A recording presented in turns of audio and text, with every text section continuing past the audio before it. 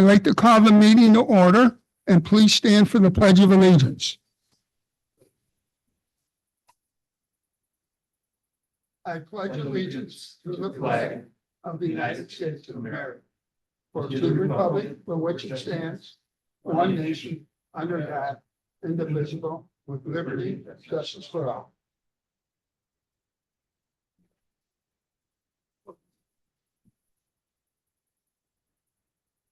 Roll call, Sean. Board Member Cole. Here. Board Member Dean. Here. Board Member Kimball. Here. Board Member Larkin. Here. Chairman Sirian. Here. Any presentation, Sean? Mr. Chairman, we have two presentations tonight. First is EFPR presenting on our 2024 annual audit.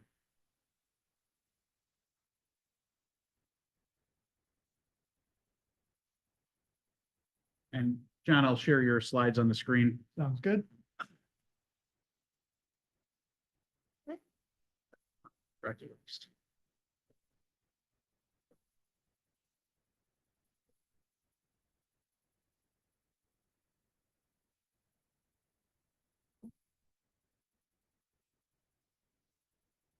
There we go. Good afternoon. My name is John Costello. I'm with EFPR Group. We're the external independent financial auditors for the Niagara Falls Water Board. This is our presentation for the year ended December 31st, 2024.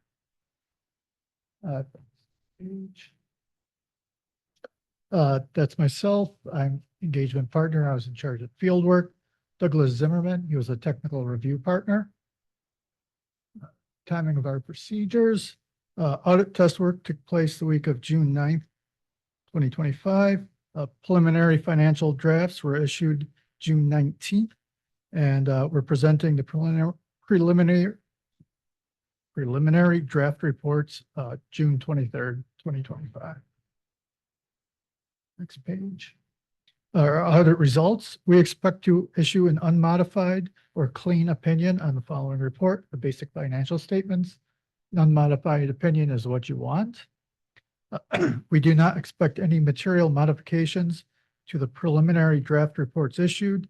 Current modifications from what you received are a change to Note 10 on labor relations to correct length of collective bargaining agreements, and in addition to Note 12 to include the 2024 DEC consent order. All records and information requested by EFPR Group were freely available for our inspection. The results of our tests disclosed no instances of noncompliance or other matters that are required to be reported under government auditing standards. The financial results: total assets decreased $2.2 million, or about 1.1%, to a balance of $193.3 million. This was mainly a result of cash and equivalents decreasing $2.5 million, or 15%, to a balance of $4.2 million. Investments decreased $2.4 million, or 7.2%, to a balance of $31.1 million. Capital assets net of depreciation increased $2.3 million, or 1.8%, to a balance of $131.9 million. Deferred outflows of resources decreased $1.7 million, or 15.6%, to a balance of $9 million. This was mainly a result of changes in actuarial assumptions related to the net pension liability and the total other post-employment benefits, otherwise known as OPEB liability. Total liabilities decreased $5.8 million, or 3.3%, to a balance of $169.8 million. This was a result of accounts payable decreasing $870,000, or 35.5%, to a balance of 1.6, which was primarily related to the timing of plant fund capital asset expenses. The Environmental Facilities Corporation short-term financing increased $3.3 million, or 32.3%, to a balance of $13.7 million from additional borrowings.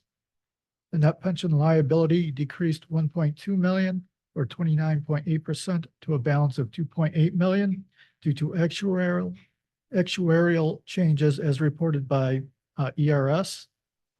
The total OPEB liability decreased $1.7 million, or 2.1%, to a balance of $79.7 $79.7 million from changes in actuarial assumptions. Bonds payable decreased by $5.3 million or 7.1% to a balance of $69.5 million from scheduled principal payments. Deferred inflows of resources increased $1.3 million or 1.7% to a balance of $20.2 million due to changes in actuarial assumptions related to the net pension liability and the total OPEB liability. Net position, total net position increased $570,000 or 4.9% to a balance of $12.4 million. The change in each classification of net position is as follows. Net investment in capital assets increased $4.2 million or 9.2% to a balance of $49.6, the result of additions exceeding bond principal payments and depreciation. Restricted net position decreased $2.8 million or 13.9% to a balance of $17.2 million, primarily as a result of a decrease in amounts reserved for debt service. Unrestricted net position deficit decreased $860,000, 1.6% to a deficit balance of $54.4 million. This deficit is a direct result of reporting OPEB as required by Governmental Accounting Standards Board, statement number 75.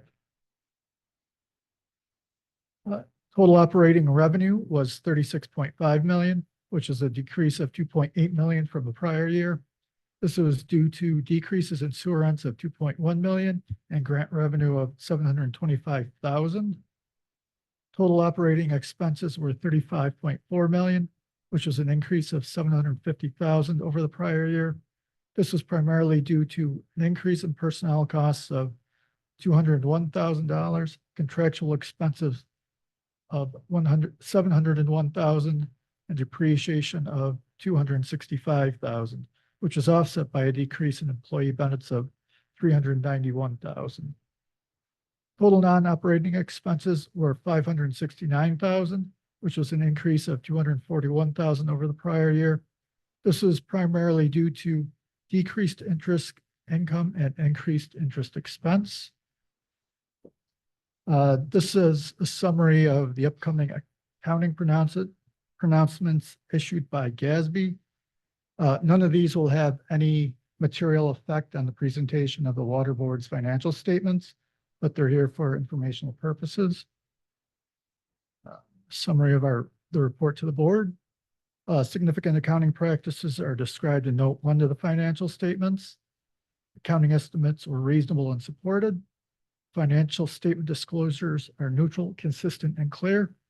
There were no disagreements with management over any accounting, reporting, or auditing matters. However, there were significant delays in performing and completing our audit, as numerous accounts were not reconciled at the time of scheduled field work. Once approved, we'll obtain a management representation letter. There is no significant changes to the planned audit strategy or significant risks initially identified and previously communicated to those charged with governance as part of our audit planning communications. There were no matters noted relevant to the audit, including but not limited to violations or possible violations of laws or regulations, risk of material misstatements, including fraud risks, or tips or complaints regarding the board's financial reporting that we were made aware of as a result of our inquiries. We are not aware of any consultations about accounting or auditing matters between management and other independent public accountants, nor are we aware of opinions obtained by management from other independent public accountants on the application of generally accepted accounting principles. There were no disagreements with management about matters, whether or not satisfactorily resolved, that individually or in the aggregate could be significant to the board's financial statements or to our auditor's report. There are no other matters that we consider significant to the oversight of the board's financial reports. They have not been previously communicated. Before I go on to the management letter comments, I'll ask the board if they have any questions. Well, appreciate the presentation, and I'm sure there'll be some questions. Is there anything there that red flags you that we have to look at as a board for next year? You know, I mean, I guess that would be my first question. That, you know, we have to fine tune something, or we're doing something, maybe spending some out more in one area, or, I would not be able to answer that because I don't know your overall like capital spending plan and the analysis of that. The information we did receive when we received it was accurate. So, but it did take a lot of time for the fiscal year end to be closed. well, I understand that, and that's not what I'm alluding to. I mean, as a whole, the water board, is there anything that red flags you that, and I don't mean preparing for the budget, because we understand that. So we can look for next year, how can we help our costs? Truthfully, I don't see any red flags. Oh, I mean, a lot of your costs are tied up in, you know, salaries. Then you have salaries and your contractual expenses, unless you can see a way to reduce like chemical costs or your normal costs of doing business. I don't see any like superfluous spending that's being done that could be scaled back. okay, that's all I had. I'm not sure. Renee, Colleen, or any, Matt or Jim? I have a couple of questions, but Renee, Colleen, ladies, do you have any, anybody want to go ahead of me? I was interested into the changes in the actuarial assumptions. Exactly what are you saying there? You say that there were deferred inflows of resource that increased 1.3 million to the balance of 20.2 million due to the changes in the actuarial assumptions related to the net pension liability and the total OPEB liability. Now, what exactly are you trying to say there? What exactly happened with the actuarials? Okay, so, oh, sorry, continue. No, go ahead, because usually when they're trying to, their assumptions, and so what was going on with the actuarials as to what was happening there? Okay, so the net pension liability and the total OPEB liability consist of the liabilities themselves, as well as deferred inflows and deferred outflows. For the net pension liability, the deferred inflows and deferred outflows primarily are subject to the discount rate that New York State uses to do the calculation. So every year they provide the water board with a report that says that these are what the numbers are, and this is the discount rate. So you might see outflows go up 5 million, the liability go down 2, and the deferred inflows go down 2. You don't see a big like $10 million swing. You see all the numbers get slightly adjusted with difference that gets pushed into your expenses. It's the same thing with post-employment benefits, or OPEB, as a deferred outflow, deferred inflow. That's governed by 2 rates. One is the discount rate, and one is the healthcare rates. So I can show you what a change in those rates do. So for the total OPEB liability, you have a liability of 79.7 million at a discount rate of 4.22%. If they drop that discount rate to a 3.22%, it goes up to $92.8 million. If they increase the rate from 4.22 to 5.22, the liability drops down to 69.4 million. Then again, 1% decrease in the healthcare cost trend rate. You go from 79.7 million to a $68.8 million liability. A 1% increase, No, healthcare cost trend rate, you go from 79.7 million to 93.6 million. So you can see that a 1% change has a dramatic effect on the calculation itself. Again, New York State does the pensions. That's just calculated by KPMG and then reported to you. So for that, you're at a discount rate of 5.9% with a liability of 2.8 million. A 1% decrease brings your liability to 8.9 million. And a 1% increase in the discount rate brings it to a $2.2 million asset. But again, as the liability changes, so do the deferred inflows and outflows. So you wouldn't see a $6 million swing in your expenses when the pension liabilities changes, because there would be corresponding changes to the deferred inflows and deferred outflows. But again, those are both actuarially determined. New York State provides the report for the pensions, and you hire a third party to calculate OPEB. Okay. So basically, we really don't have control over those. The pensions, no, you do not.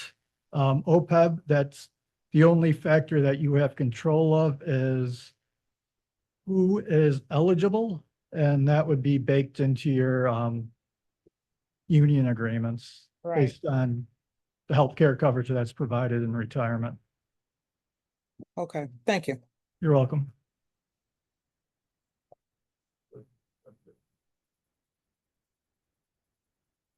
Well, Renee either asked in a different form or pretty closely touched on my first question. I noticed you said the pension liability decreased 30%. And I was just curious why such a big change, because we did just have new contracts. Sean, feel free to jump in on either of my questions. Oh, no, it has nothing to do with your contracts. Okay. It has everything to do with the Related to the answer you people, it has everything to do with who's enrolled in the retirement system. I just thought 30% was a big, change, a significant change. Yeah, well, the discount asking rate about. went from 3.88% last year to 4.22% this year. Okay. There's a schedule on page, oh, no, sorry, that's OPEB, wrong schedule. Oh, I thought we had one here that showed the percentage. How often does the discount rate fluctuate? I gotta admit, that's not something that's really in my wheelhouse. That changes every year. Annually, okay. Yes, so they go, it gets assessed by the comptroller for pensions, and every year it changes. My other question was, it may not be for you personally, but anybody that knows, feel free to jump in. The sewer revenues went down 2.1 million. We know, roughly what caused that? I didn't catch what percentage that was. There was approximately $2 million increase in 2023. So you're seeing it, there was a spike. Yeah, that largely, I think the bulk of that can be attributed to increased billings to an industry that was not in compliance with its permit. So they were getting surcharged for additional pollutants that were going to the wastewater treatment plant. Okay.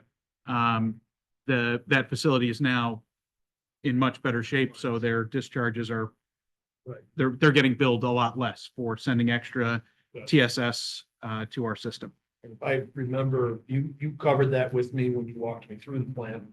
If I'm remembering correctly, a lot of that increased revenue was spent on the extra treatment. Right, so, we saw an $2 million uptick, gain. It was, right, there was additional chemical usage Yeah. required and things like that, and more sludge disposal costs were associated with that. Okay. So Good. that's most of that 2 million, if I am understanding it correctly. There were some, just changes in production at other industrial facilities, some fluctuations in residential usage, but the bulk of it is related to one facility's non-compliance. Cool. Okay. Thank you. I'm good. Holly, did you have anything? No, thank you. I'm good. James? No, I'm good. Thank you. Sean, you good? I'm all set, but I believe that there's a little bit more that John was going to present. Yes, I was just going to go Okay. over our management letter comments. So there are 4 of them. They're all repeats of what was last year's comments. It's use of manual spreadsheets. There's a lot of work that could be done within automated programs to eliminate any potential errors in using manual spreadsheets. There's uncollectible billings. Right now you have 10.5 million that's deemed uncollectible. A lot of it is from transfers, re-levies to the city and not having adequate support for monies coming back to determine what should be applied where, and are you actually collecting on these bills that are being re-levied with the city. Segregation of duties. There has been turnover and unfulfilled positions, which leads to duties being combined that may not be the best combination.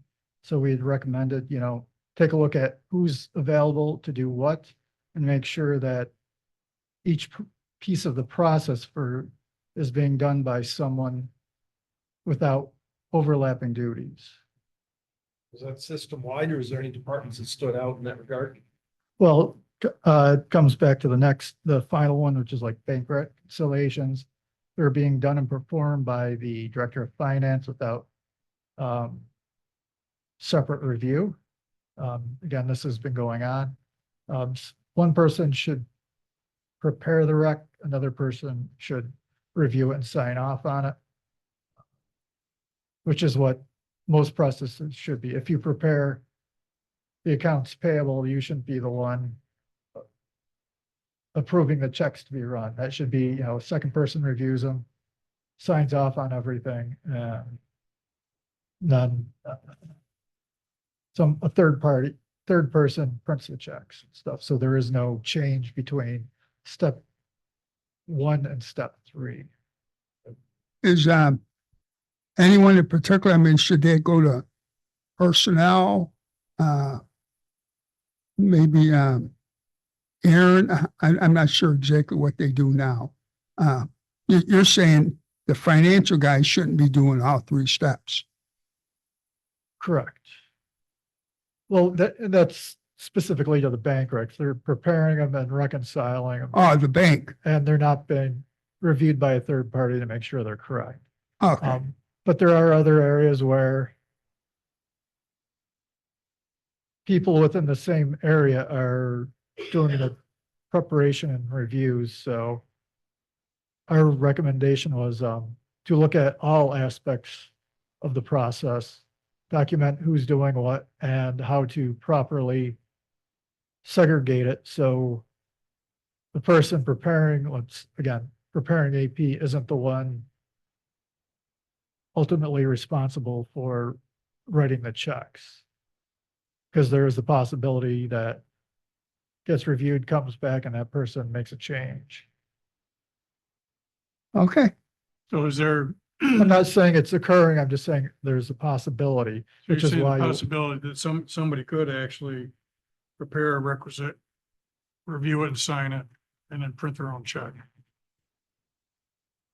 there is a risk There's a risk. when Okay. there's not enough segregation of duty. I'm not saying that that's exactly what's here, but there are overlapping duties where people tend to get creative, having areas segregated, one person preparing it, second party reviewing it, and then a third party, checking the final product to make sure that nothing was changed within the process. So we at least have 2 people that have their eyes on that whole process from purchase request to printing the check, right? Yeah. So there's at least 2, but you're recommending 3? That becomes a risk assessment the board should make. Make sure that, are the duties separate enough that there isn't an overlap and that the risk has been reduced? It's just a recommendation. Okay. You know, I understand. I understand that staffing is short, so it kind of gets difficult to implement these procedures. But again, we have to bring up the risk. Well, it's something that the board and yourself, Sean, and whoever can discuss at another time, so we can really understand everything and what possibilities we can do to maybe take some of his recommendations. Absolutely. And, some modest improvements were made over the past year. Mr. Smith implemented a procedure for at least review of journal entries that, previously would not have had any review.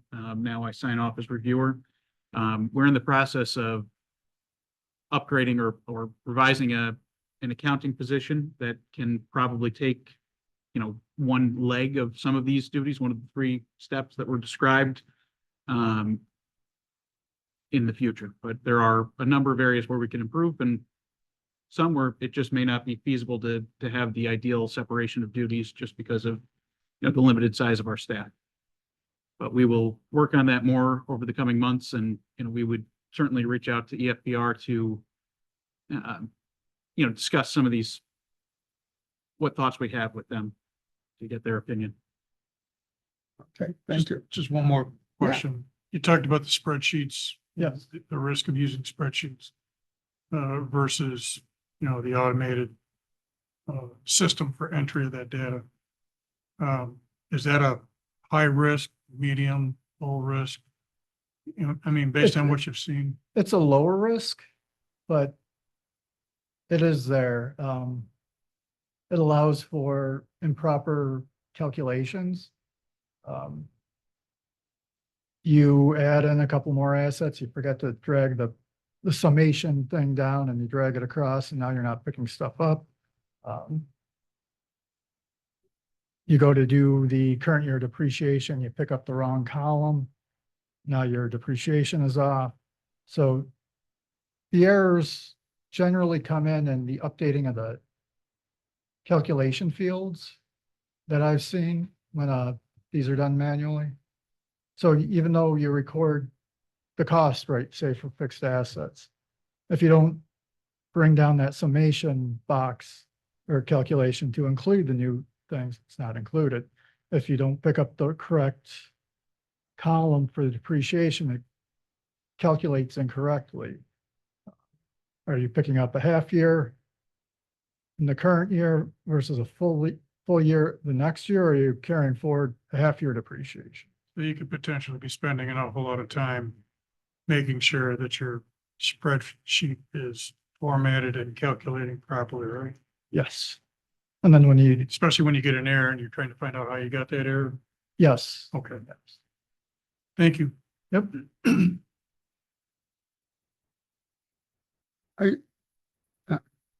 Any more questions?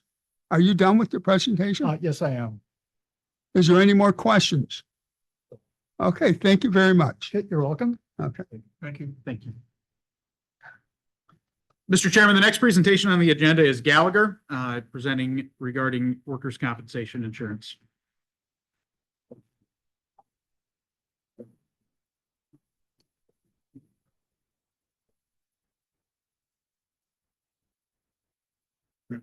Good afternoon, everybody. My name is Randy Glenn. I'm with Gallagher Insurance.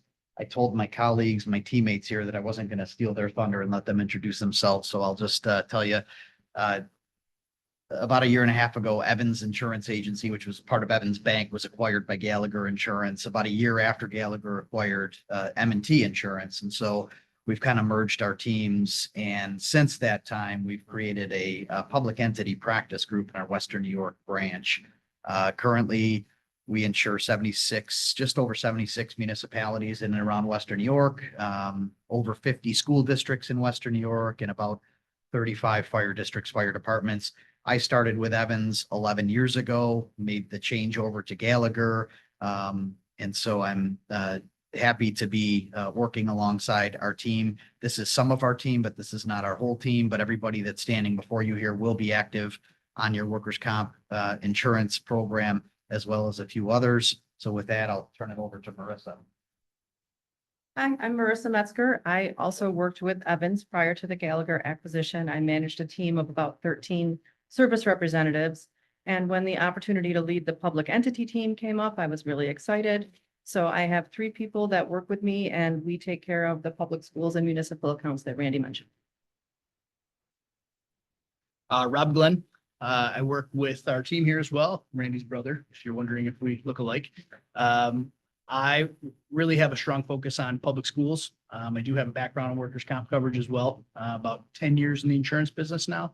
And yeah, work with our team. So looking forward to continuing that process. I'm Josh Merriweather, working on a public entity team with Randy, and I actually started together at Evans Agency. So did Rob, and Marissa was there as well. So we've all worked together for a long time now. I guess it's almost 11 years now. So thank you. Thanks for your time.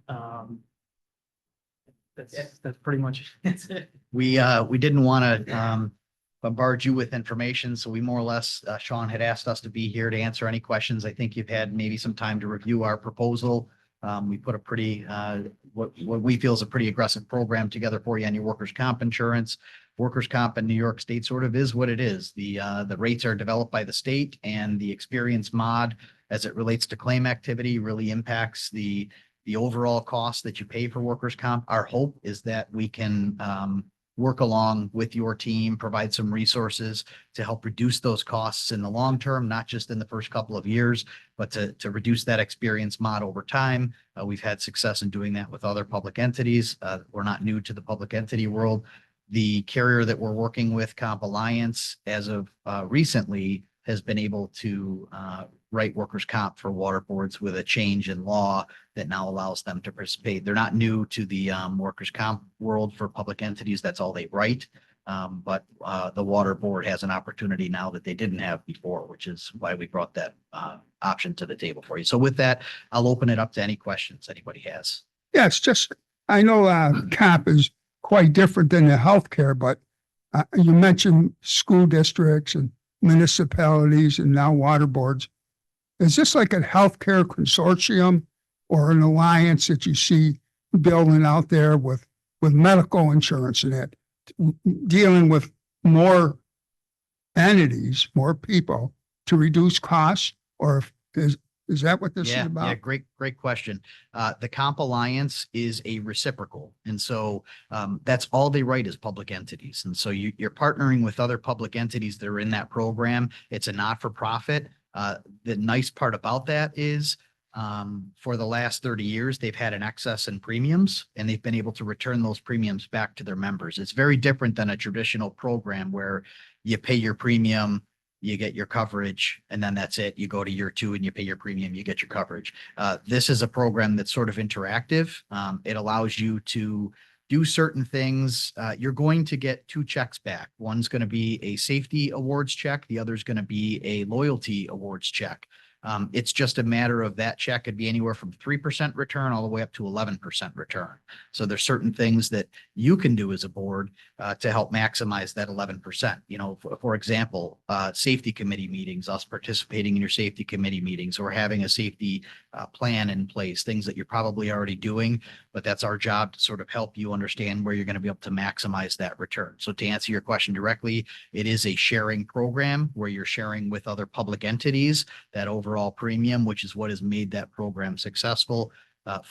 Over 40 million in surplus funds they have right now. And they also purchase reinsurance through a company called Midwest Casualty for anything over $1 million on any one claim. So it's a very healthy program, but it gives you the ability to maximize that profit back to the water board. So is our cost based on the group or the experience rating of our organization? Yeah. It's sort of both. Okay. The experience mod that New York State develops for you based on your experience does have an impact on your premium. And then, of course, the health of the group as a whole doesn't impact your premium, but it does impact those returns that you would get back. So it's almost like a dividend program. If the group performs well, which they have for 30 years, you're going to get something back. But it's certainly not where you're paying liabilities or debts from other participating members toward your premium. It's not that. Okay. Thank you. Does anyone on the board have any questions? Just got, I guess, one question concerning your assistance Sure. to the water board. I mean, does that cover safety training or recommendations for safety training and reviewing policies for, you know, how fast somebody can be returned to work versus, you know, for injuries and,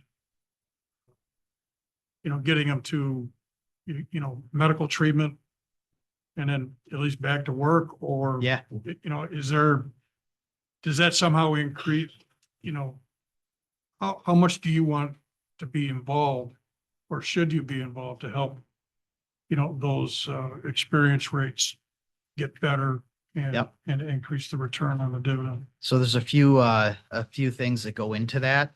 The participation in safety committee meetings is big because it helps us understand and identify vulnerabilities in your, not only your culture, but in your practices and your trainings. And so Todd Higley is Comp Alliance's local loss control rep. He lives in Concord, so he's not that far away. And then we have Tom Marino on our team at Gallagher that would also be attending those meetings. And they both bring a risk management perspective to the table to help you understand where your losses are and where the trainings might help, you know, clean that up a little bit. The other side of it is, I could tell you Comp Alliance is very aggressive in fighting claims and making sure that, you know, people are getting back to work when they can get back to work. They have nurse case managers on staff that review things. Sometimes they do surveillance if they feel like it's a claim that might be fraudulent. So there's certain things that the workers' comp carrier is also going to do. Compliance is very good at that. But in addition to that, doing reviews, whether it's quarterly reviews, semi-annual reviews, or annual reviews of your workers' comp losses, helps us and Comp Alliance and you understand frequency and maybe what those losses are doing to your overall cost. And that those are the drivers that we help predict moving forward to bring those costs down. Sure, look forward to it. Thank you. Thank you. You already answered my own question. You good, Matt? Yeah, I'm good. Okay. He already answered the question. Renee or Colleen, you have any questions? No, he actually answered the question I had. No, thank you. Okay. Okay. Thank you for your Thank you all your presentation. time. Thank you. Thank you. Okay. Looking forward to it. Thanks, Sean. Thank you.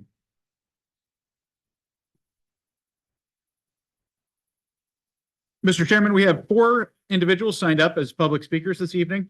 Okay. The first is Rachel Asplund.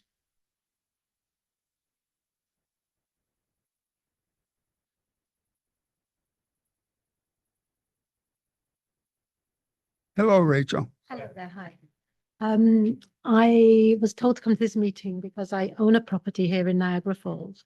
And I received a bill recently that the property had a break in February on the burst pipes. And I was told by the neighbors that it had been abandoned by the tenant. I called the water board because our maintenance guy couldn't do anything from inside. So we had to call the water board, and I called the water board on the 5th of February, and they said they would get to it. And they were really busy because it was a bad time with all of their mains and everything. And they were very good and called and everything, but didn't get repaired or cut off, stopped at the street until the 13th. And I now have a $3,000 bill, as well as all the damage in the property. And they told me to come and bring it up here.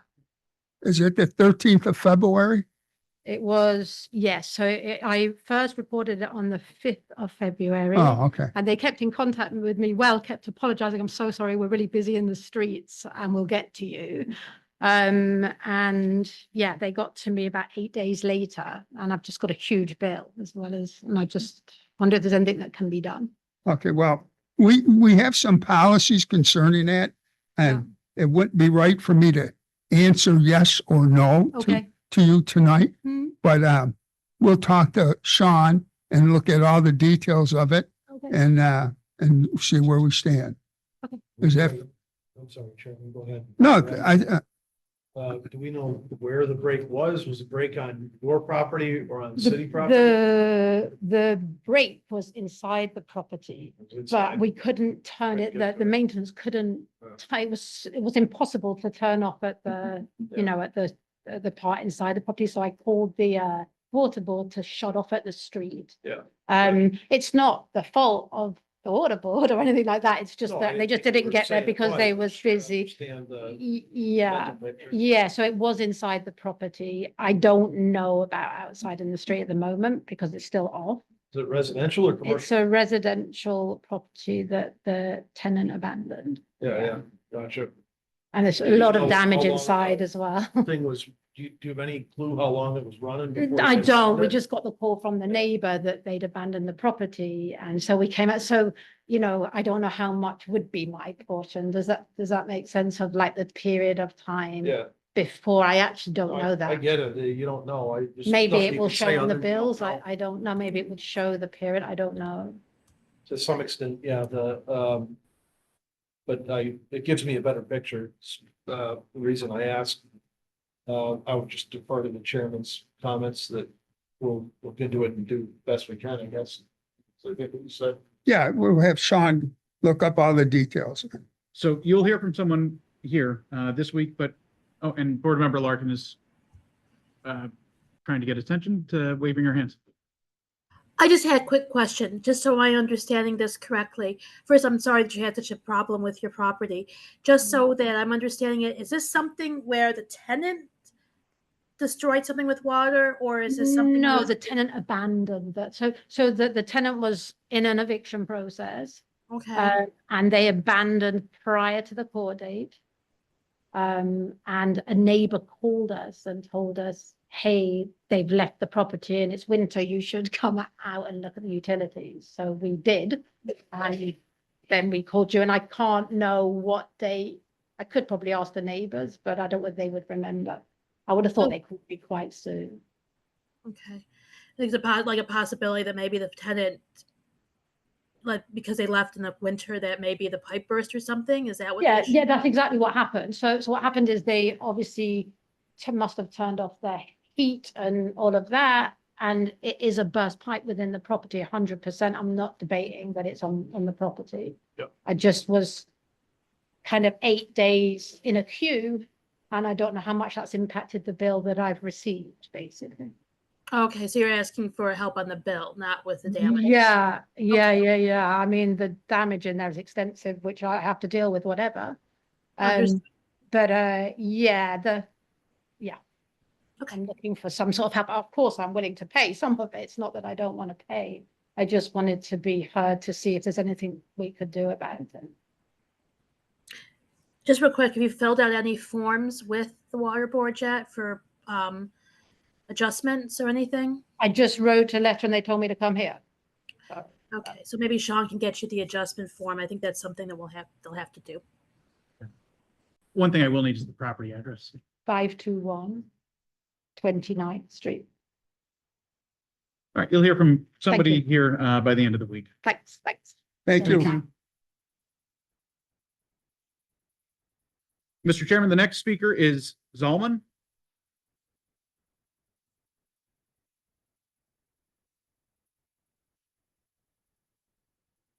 Hello, Zolan. Thank you for your time today. Okay, I'm here on behalf of the Center for Jewish Life regarding 720 Ashland Avenue. Can you pull the mic closer Sorry. to you, please? Thank you. I'm here on behalf of for Jewish Life, located at 720 Ashland Avenue in Niagara Falls. Hoping to seek relief from the board on your water adjustment policy, section 2 and 4.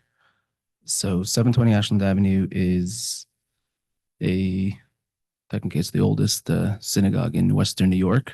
The community slowly dwindled away and the developers took it over.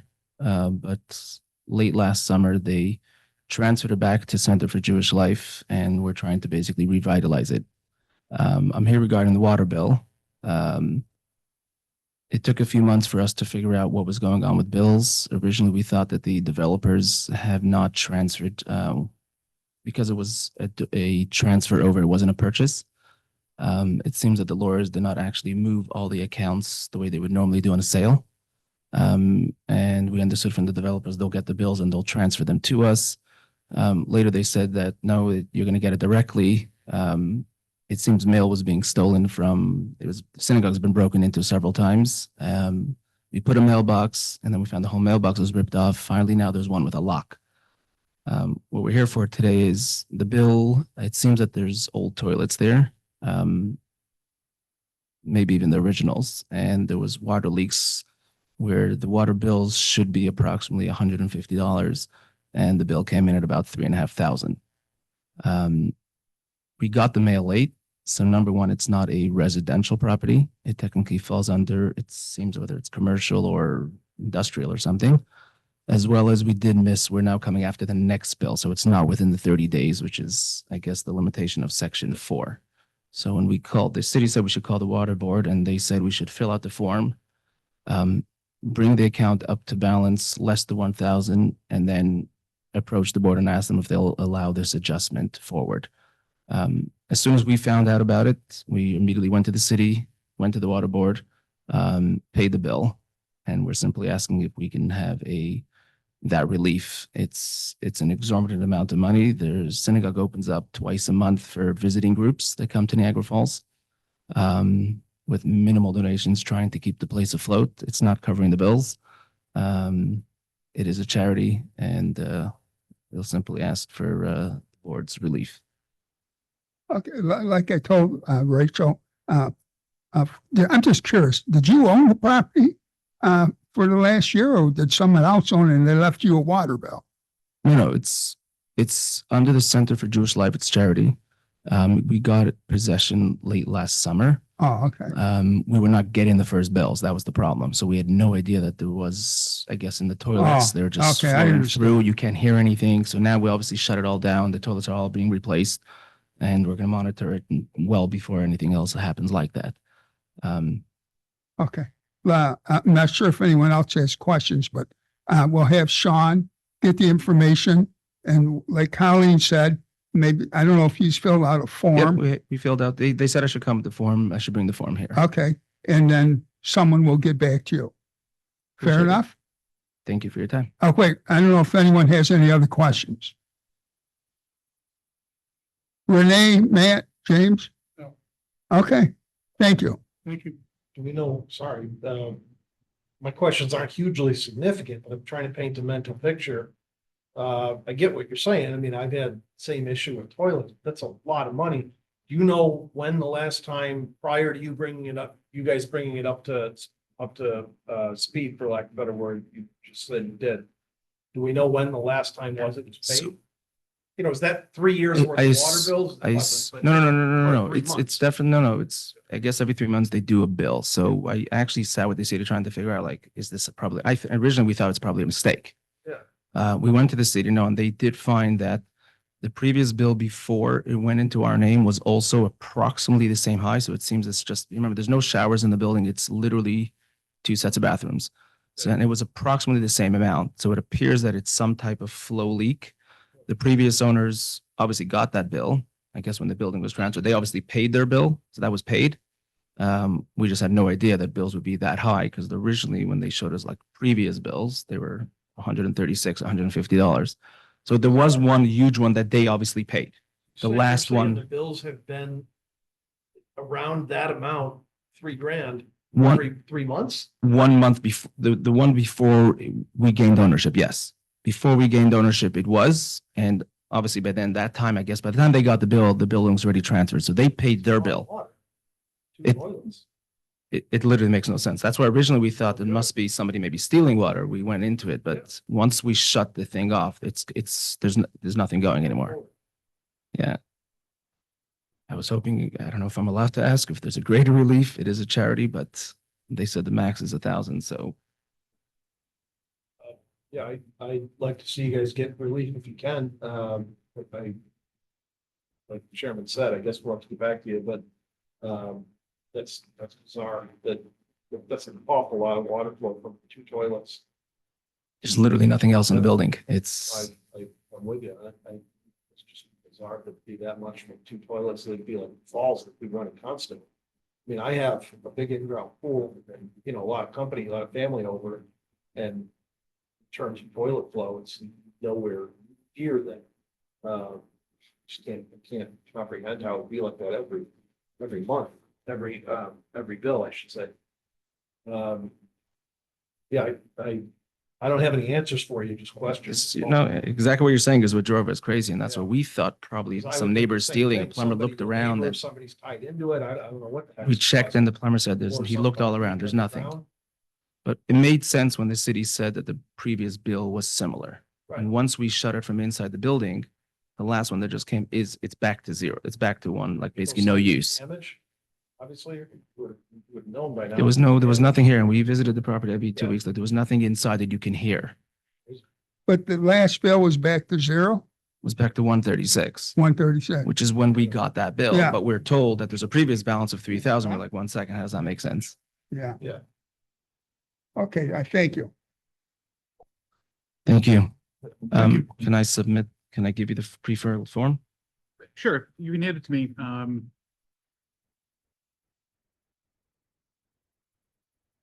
We'll at least touch base on this by the end of the, where things stand. We'll give you a phone call. Thank you so much. Thank you. Thank you. Mr. Chairman, the next speaker is Ms. Alston.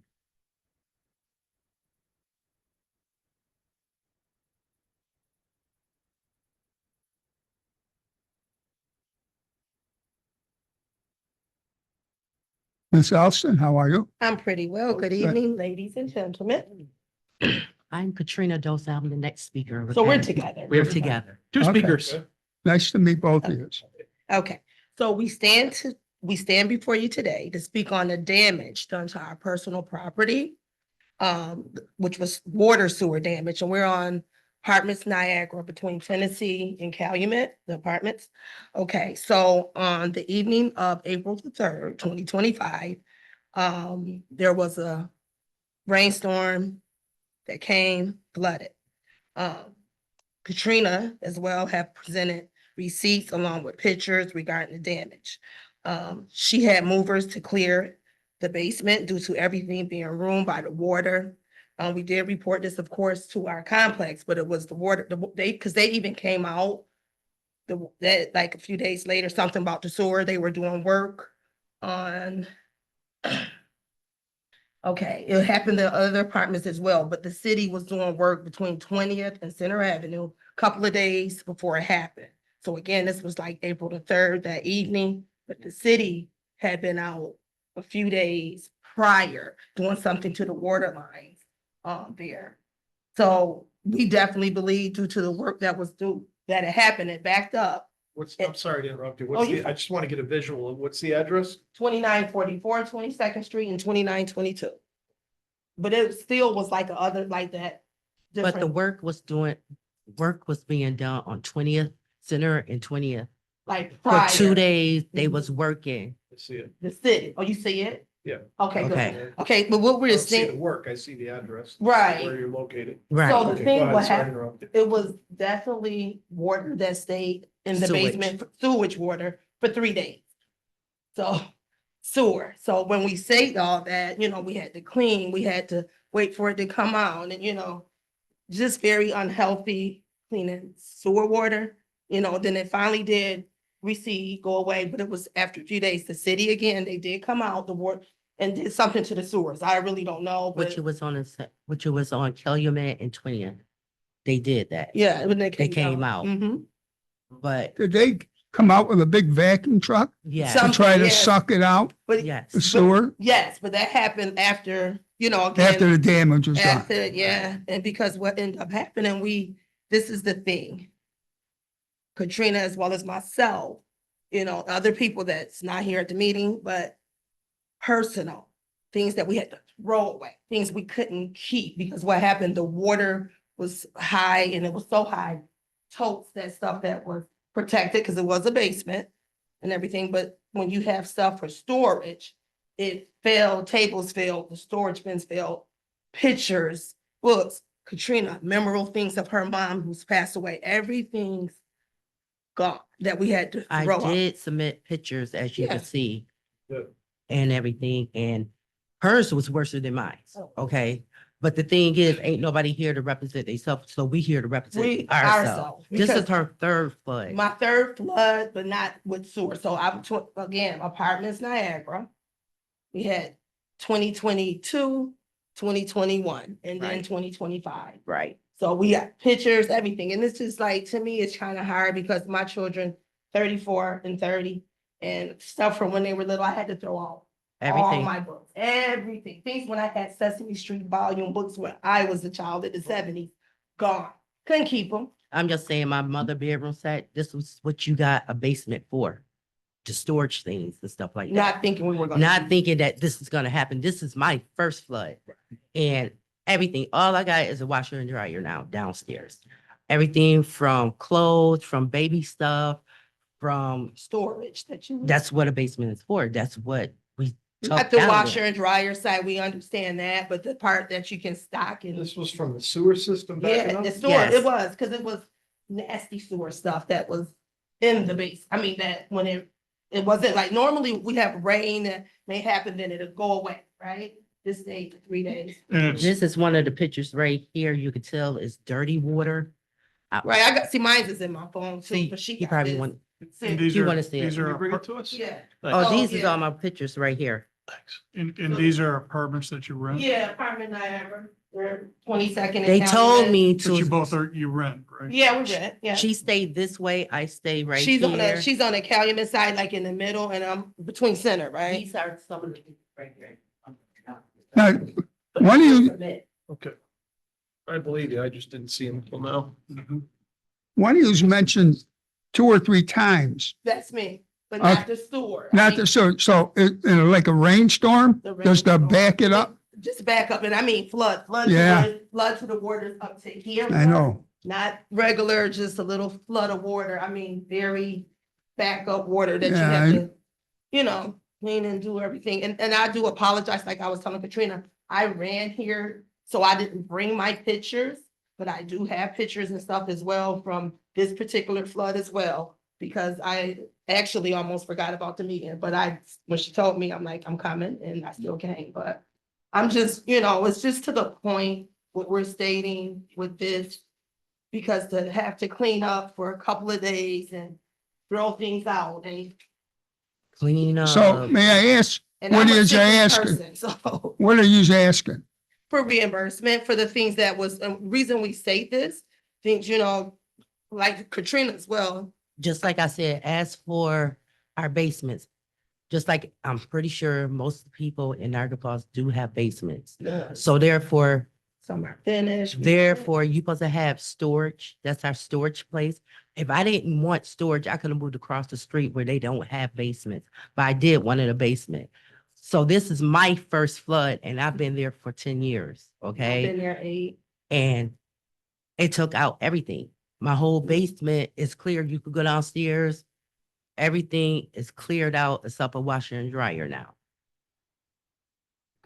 Was it you guys or the landlord that brought out, it looks like Swanson, the plumbers? I see a truck. Well, they came out there afterwards, after and snaked the thing, after everything was said and done. Because with our landlord, we thought that we got For sure. insurance after they got flooded twice. So we would start playing insurance, thinking that we are taken care of. Covered. So therefore, when it happened, we walking around like, oh, we don't got nothing to worry about because we covered. Oh, she told me if you turn the apartment upside down and shake it and everything, whatever falls is mine, but what their cover Outside. is like the cabinets, the wall, if there's a fire next door, but we was not covered with water. Water. Which- Talking about, property insurance, homeowner Right. insurance versus rental. Rental, insurance. whatever. For rental, yes. Yeah, it's a lot of people. I know what you mean. And the reason, again, what we're saying, that's why we took the time to come to this meeting as well. Because like hers is a little different from mine. Like I said, yes, I've been flooded in the same apartment complex for 2 times besides this last April 3rd, which was more the sewer, because it was dirty and it was horrible. Yeah. You know, just trying to clean it up. And then I'm a cancer survivor. I don't want to be in the basement having to do this, masking and doing what we have to do. But it's just the point that thinking when you're cleaning and crying pictures, memories, never get them back again. Had to throw Everything had to gone. go. So it hurts me, and I'm trying to be strong and not come here on, pity party, but it's just financially, when we state that coming out your pocket, again, like Katrina, we're not gonna get it back. So if we don't want to say, we just lost our stuff and the water was in the basement 3 days and it's okay. And, so we are asking for Some kind of. compensation or something towards, and just something. Any idea how much you're out? Do you have a specific dollar amount each? Well, yeah, my paperwork, Trina has her thing. Well, I That's did not- give, By that, I'm not saying we can do Oh. anything, but I gotta ask her. Right. Okay, so offhand Trying with to me, help. I'm looking at about maybe it's very much close to about over 1,500. Like, because the memory part, I can't get those back. Never gonna get pictures in all my books, but between my books and my dryer, my washer was okay, but the dryer gone. You know what I mean? But then I lost all my Christmas stuff, everything for Christmas. So think about having things for Christmas since the boys were little. Yeah. Gone. I had to throw everything out. Couldn't keep it. see by hers, she been flooded 3 times, so she was throwing stuff out. This is my first. Yeah. So my basement was full of memories from a bedroom 10 set years. that, and anybody know from Niagara Falls, Sadel's. My mother set up there and got her furniture from Sadel's. So. That's with a the- long time ago. See, Mhm. there I you have go. furniture from See, Sedell's. so you know what I'm talking about. Yeah. It's my mother bedroom set. Yeah. And just like I said, I did write down on the back, I don't know if they got it. So if I could just interject. So Ms. Dolson, I know you filed a claim. I'm We've right here. report- I'm Oh, Miss sorry. Wilson. I know you filed a claim. We've Yes. reported that to our insurance carrier and they're handling it. I'm sure you'll hear from an adjuster at some point, probably in the near future. Ms. Olson, I don't know if you filed a claim or Right, not. but no, I had this stuff and everything. This has been too much, like with me, it's with all this.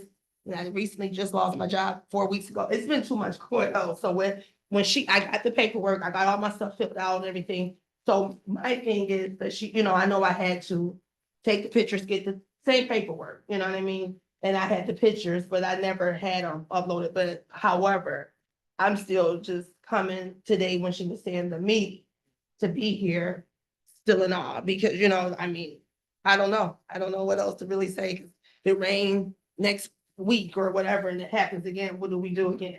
You know what I mean? Especially sewer water. That's my whole point with that. Dirty water. It's not like it rained and it went away. It was up to here. And Mr. Chairman. Number one, I didn't know. Board Member Larkin wanted to ask a question. Oh, okay, go ahead, Colleen. Hi, first of all, I do empathize. I've been through a basement flood. They're horrible. Absolutely horrible. I understand losing a lot. My question though is, do you have renter's insurance? Yes. And they don't cover any of this? They just said no. They said they had, yeah. I got all my paperwork. Like I said, I was rushing, so I didn't bring like all of that. But they don't cover sewer. They called it something. For sewer. I'm trying to think of the name. Well, as for me, I got it now because we thought that we was covered after they got flooded twice. Yeah. So they told us we got to start having renter's insurance. So we was like, okay. They added to our rental. So we paid this every month. So when it happened, we thinking like, okay, we're good. Find out, oh no, Katrina, we don't do the flood. But the reason why y'all got rentals insurance is because they got flooded twice. So And I had insurance everybody prior, on the telling block you that. thinking that, okay, they added to our rent, thinking that everything is covered. And then they find out, get on the phone with them. No, Katrina, we don't do the flood. So what was the purpose for y'all to start doing the rentals and, get paying for that when we thought it was because of them getting flooded twice? So therefore, what was the reason for us to get rental insurance if we was not covered? Now I'm covered. I'm underneath State Farm now, but at that time, the whole block thought that we was covered because they was asking for more money. for rentals insurance. You know, when it comes to that flood insurance in the home, Mhm. you have to read the fine print Right, because most people think they're covered and they're Right. not. That's what happened. And now that we're finding out you have a claim, you may have to file a claim. Miss Austin, or you, Miss Austin? I'm Miss. Miss Austin, you're Katrina? I'm Katrina. Okay. So do that and we'll see what the insurance does here. Okay. Now, for the future, because I've dealt with this personally, I've had, it all depends how that sewer system's set up. Mhm. And we all have old infrastructure. One day Sherry goes down in the basement to wash clothes and my sink is full of stuff that you're talking about. Right, Okay, and it backed up. So now what we do is I have the sewer people come in and flush it out once a year to avoid that. Usually if they can do it on a regular basis when they know there's a problem area. right, They don't have time to do everyone's, but if they know there's a problem area, they do it. right. And you have to, and maybe we could talk to Mike Eagler about that if it's feasible. Yeah. Okay, I'm just going by my own experience. Right, understand. And now as far as the stormwater, does that come up from a hole in the cellar floor? Yes, Okay, Yeah, they okay. sell a plug. it's not a plug. No, they sell a plug That you Mhm. can- that fits in there Right, and you lock it down. okay. That hole is to exit the water, hmm but you want water not to come up. Right. So, because they have these sewers problems all over West Niagara County, we'll say. And they sell a plug to stop that from coming in. And you only have to put it in usually when you see a lot of rain or melting of snow. So, it's just a thing to think about. Yeah. Okay. And, so- But I don't have no more questions. Pauline, were you still in the middle of saying something? I'm good, thanks. Yeah, I think, Sean, you said there's still an active insurance claim at the moment? Yes, we have, the board has insurance that covers claims like this, so Okay. we report the claims to our adjuster or to the insurance company, and an adjuster handles them. Right, and again, like we said, her and I was just basically saying, hey, we can't worry about the whole other building who didn't care, but for me, I'm not stating this last situation that happened in April, as far as what happened with my apartment building with it flooding, because again, I've had rental insurance since I've been here. So I still wasn't covered because of what Geico stated, whatever. But the point is, this time was sewer, you know what I mean? That's why they're like, hey, our complex tell us, that's not them, you know, so that's why we wanted to bring this to the attention and at least show ourselves and come to the meeting. Yeah. Thank you for taking the time to listen to us. It sounds like our Katrina? insurance company is probably gonna take care of it. I'm not Right. and- promising they do, No, but it sounds understand. like they will. Okay. And if they don't, then we'll see what we can do to help you. Okay. We're just- That's, we just said it enough. Yeah. Just There you go, listen to Katrina. us, at least trying to, You're welcome. Yeah, no, absolutely. No. That happened to me and it happened to Chairman Rick. okay, and it's as not a well, fun so thing cleaning up that that, was way, you horrible. know. Thankfully, I didn't lose anything. I just had. That's a mess on my hands, blessing. But That's a blessing. I hope our insurance company takes care of you, and if not, come see us again and we'll see what we can do. Okay. Thank We you, say guys. more, but that's all we can say. Oh, Sorry for the believe stuff we me. lost. Sorry about your thank you. personal stuff. Yeah, definitely. But That thank we you. can't Thank you do for that. taking the time. Thank you. Okay, thank you. All right, you gentlemen and ladies, have a good evening. Okay. Thank you. Mr. Chairman, that's the final speaker that signed up by 5 PM. It seems this gentleman is approaching because he'd like to speak. It's up to the board if you want to. I don't have no objection. Does anyone have any objection? Okay, I'm sorry, I'm a little bit late because I'm coming from Canada. I have to drop my brother at the airport. okay, My name is Awais Rahman. I live in Niagara Falls and we have a few properties in the falls. And I moved from New York City in 2020, buying a property over here. I just have a question regarding one of my 5 unit that I bought last year. The property was totally damaged, or I would say rehab. There was a lot of work that needed to be done. And there was an issue with the water leak that pipe bust. And the plumber came because it was nighttime. Plumber came next morning, and then I end up with this bill, which is around $1,700. So I called the board up, the water department, and they told me they only give a credit to, I believe, the multi-unit. But mine one is not a commercial, it's just a 5-unit building. So I was just wondering if I can just get the one-time credit. Well, why, was there a leak in the, Yeah, there was a leak because the property was totally empty. Now we fixed 2 floor and we have the tenant inside living in there. And I even put the guy over there who can look at, for the future. But now everything is done. The plumber came and he fixed the pipe. Everything is good now. well, young man, I'll just tell you, we'll give that information to Sean. Sure. Did you fill out paperwork? I did not. They just told me to come at the meeting. So I mean, Okay, I'm willing to fill out um, whatever need. And then the Sean and then we'll look at it. Is that Sure. fair enough? Thank you. I appreciate it. If you write your name, the property address that you're discussing, and your telephone number.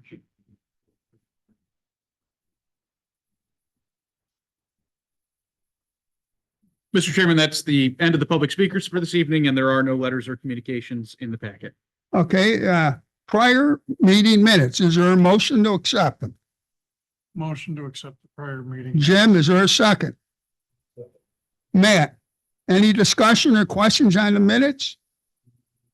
Proceed, roll call. Board Member Cole, Yes. Board Member Dean, Yes. Board Member Kimball, Yes. Board Member Larkin, Yes. Chairman Siriani. Yes. Motion passes. Executive Director, General Counsel Sean Costello. Mr. Chairman, the one item I'd like to highlight is in the agenda packet is a copy of our drinking water quality report. This was posted to the website before the end of May and will be distributed with our quarterly mailings of bills. But I think that the more we can shine a light on that, the better, because it tells an important story about the drinking water in Niagara Falls. The highlights I'd like to point out just very briefly are that we have had no violations of state or federal drinking water requirements. And also at the very end of that report, it discusses some of the major capital investments that have been made in our drinking water system, or that were made in our drinking water system in 2024, including a substantial project to replace the roof on this structure, the water treatment plant, replacement of 100 fire hydrants, 3,400 feet of new water main, and a new chlorine gas emergency scrubber for this plant. With that highlighted, that is all I would like to report to the board. Thank you, Sean. Any questions on Sean's report? Engineering, Doug Williamson. Good evening, Doug. Okay, grant updates. We updated our 2025 water and sewer intended use plans last month by May 30th. We got that in on time. We're getting a final wastewater treatment plant phase 1 and 2 budget together, grant budget together for New York State DEC approval to use the remaining grant funds that we received. And we're also working with CPL on grant reimbursements for all the water and sewer grants we received. Under water projects, we met with CPL on the Beach Avenue tank and pump station upgrades. And, it's coming along quite well. Hopefully within the next few months, we'll put out to bid. We're hoping to receive, still hoping to receive DOH approval on the Laughlin Drive, Wickhop Avenue and 85th Street Loop water main replacement project that's kind of been on hold since January. And LaBelle Associates are working with us, and they're doing design work on College Terrace and Van Rensselaer water main replacement projects. They're close to 85% complete. Under wastewater project updates, the Calumet Avenue 54-inch sewer main replacement projects ongoing in design and inspection with AECom. They'll sell SES phase 2 and 3 work has been ongoing with the Niagara Falls Water Board and Arcadis.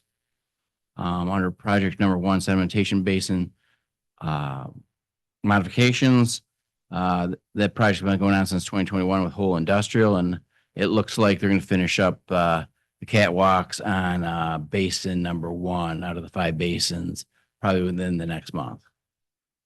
Project number 3, belt filter press improvements. The design work's about 95% complete with Nussbaumer and Clark. So hopefully we can get that one out to bid soon. As you're aware, you awarded work to Ferguson for wastewater treatment plant project number 5 transformer, Power Center 5 transformer replacements. That's been proceeding somewhat slowly. And last project is project 13, chemical bulk storage improvements.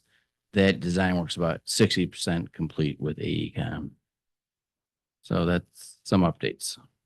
Okay, are there any questions from the board for Doug?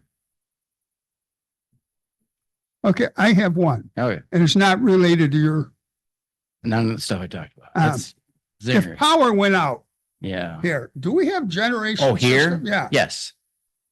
Yes, we tested. Was it twice a year we test it? And It won't power down. It's different down at wastewater. I'm more familiar with that system here. I think will it power one?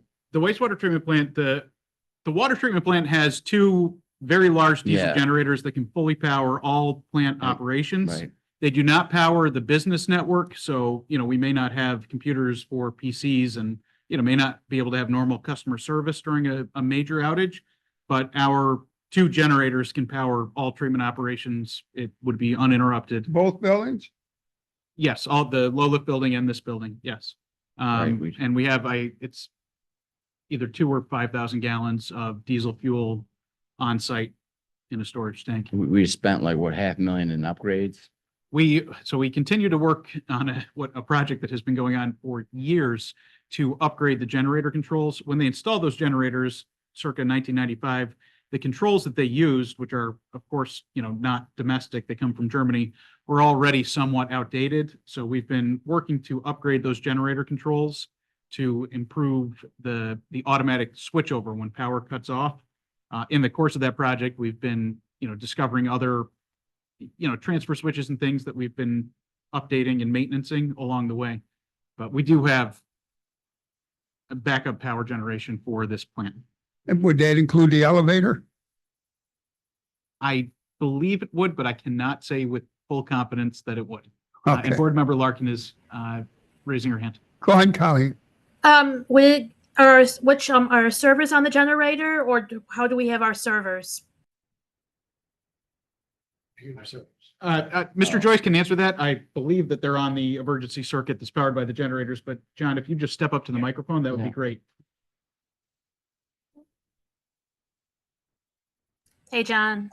Hey, how are you? Good. So we kind of have a little bit of a hodgepodge down the street as far as UPS backwards, uninterrupted power source with batteries. And then we have the business side network, which I call the default network, which has battery backups. A lot of the battery backups, they haven't been updated in years. So we're going through a process right now, trying to do the most critical ones first, which would be SCADA, doing the water down the street in case something does go out. So the idea is these battery backups, they're not made to run entirely, but just to keep the power there while the backup generator clicks in. So there's no interruption of power. Does that make sense? Yeah. What is the time frame though on getting that fixed? It's been an ongoing thing. SCADA is always priority for us. So those are the ones. So the one thing that we are adding to this, we're adding network cards in them. So even they're on the air gap SCADA that you can't control anything, we'll be able to monitor the battery levels, just view the battery levels from anywhere. So then this way, if there is interruption of power, we could pull up a portal, still log into it, but it just shows us the battery level. It doesn't compromise the network, if that makes sense. Okay. Yeah. So the last question though, is there a point that we can get them onto a generator in the situation where, say, the batteries are gone and we have a long-term power issue? So the idea is to run off the generator itself, the backup generator itself with the circuits. So not additional generator, but just plugging it in. So the worst case scenario, if the batteries fail and the backup power runs, the computers will go down and then reboot. Okay. Thanks. I'd also like to, sorry. You're good. I'd also just like to add one more thing about power. So putting aside backup generators, those are unlikely to be necessary for any sustained period of time. This plant, like the wastewater plant, was constructed with redundant main power feeds that come from separate national grid substations. So were we to lose power from one substation, right now, it's a manual procedure to switch over to the other feed, and we don't have that, extreme high voltage capability in-house. We'd have to call Ferguson, and that's our current electrical high voltage contract. For the period in between the feed going down and Ferguson coming and switching over to the redundant feed, then we would be operating on generator. A project that the board approved within the last year is to add an automatic transfer switch to our substation building here at the water plant, which is not a very impressive looking substation. It's just a small metal structure that's by the low lift building. But once we get that automatic transfer switch installed, which is scheduled for this summer, the last I heard, I believe it was mid-August is our date on that. That'll happen seamlessly. There won't even be a need to call in an external entity. That said, we do still need to maintain, particularly at the drinking water plant, the generator capacity to be able to, supply drinking water in an emergency. But we're very fortunate that both plants and the electrical infrastructure here in Niagara Falls supports, redundant high voltage feeds from separate substations. Yeah, like, go ahead, Colin. No, No, go go ahead. ahead. No, No, you go ahead. started, you started, go ahead. I just got No. one follow-up. Okay, no, I was just gonna say, we're talking about the power. Governor Hochul was in town today, and most of you might know, she was in Lewiston at the Power Authority, went down to the gorge with many people down there announcing they're going to build a nuclear power plant to try to get more energy in the grid. I don't know when that's going to happen, but I think it's going to happen somewhere in Western New York. Yeah. I did have Go one ahead. follow-up question for John. So we have a disaster recovery plan to test all of this and make sure everything works, correct? We have a disaster recovery plan as part of our emergency reaction, or I can't think of the acronym for it right now. We do need to test it. That's one of the things that we should do more often going on that, but yes. Please do. Please make sure you got that going because that's going to be very important. Okay. Any more questions, Colleen, Renee, or anyone? I'm good, thank you. In that limited sense, I would just underline, for my 2 cents, Colleen's point. I'm sure we're probably saying stuff that you guys have already been thinking about, but just in case, if you guys could take to Colleen's point, we could take another look at it. If there are any needs that you guys have from us to authorize any, I'm making this up, you guys are the experts, but any additional layers of security or any additional support you need, we'd be happy to work with you on that. But yeah, just to make sure we're ready if the very unlikely case that, anything like that was needed. I would echo Colleen's concerns in that way. Mr. Williams, Yes. I think you can stand, you can sit, and Mr. Joyce, I Oh, think he's you're he's next, right? after me. Okay, He just. thanks. Thank you, Doug. Thanks, Doug, okay? Information technology, Jonathan Joyce.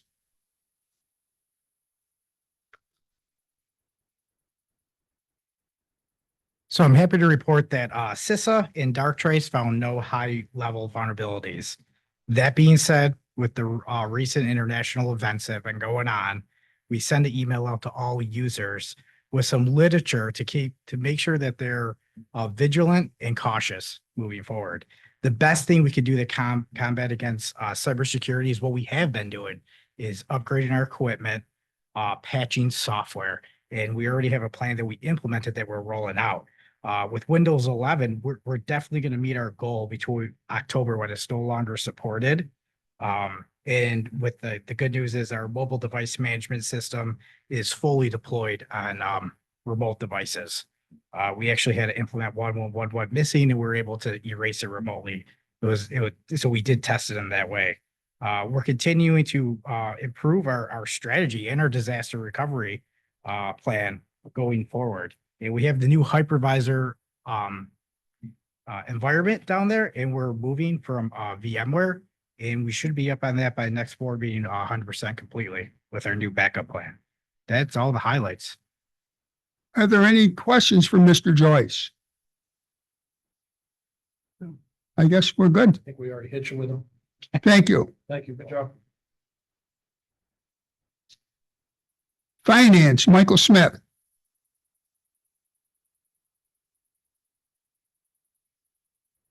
Good evening.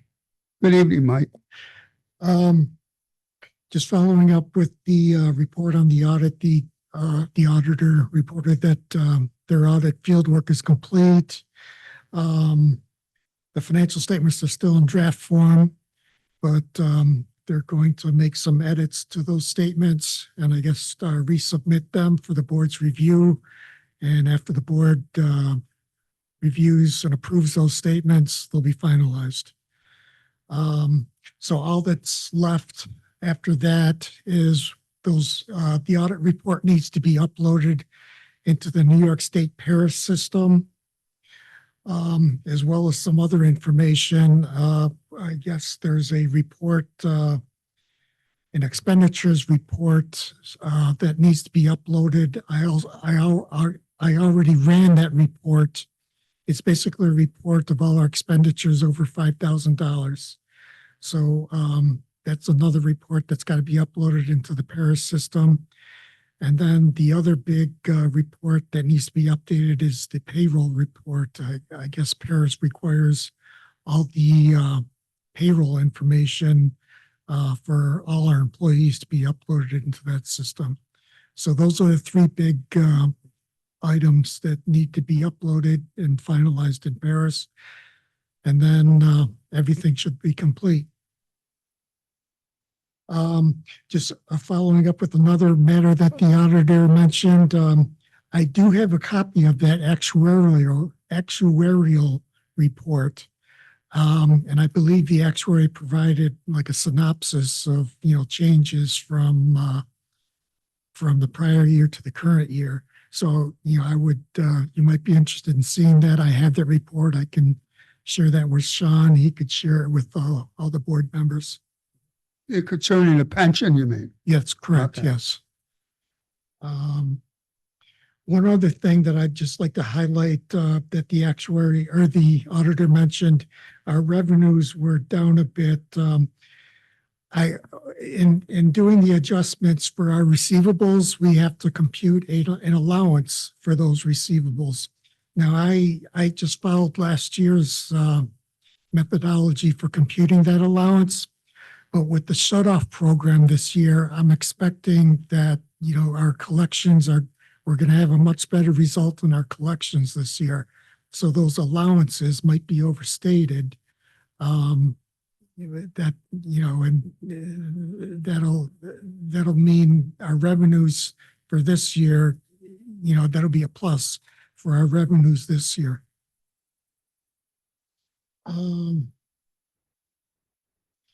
That's really all I have. Are there any questions for Mr. Smith?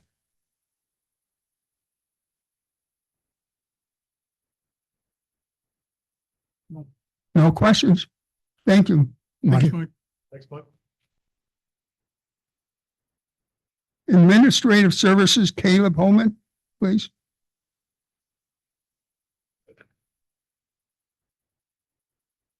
Good evening.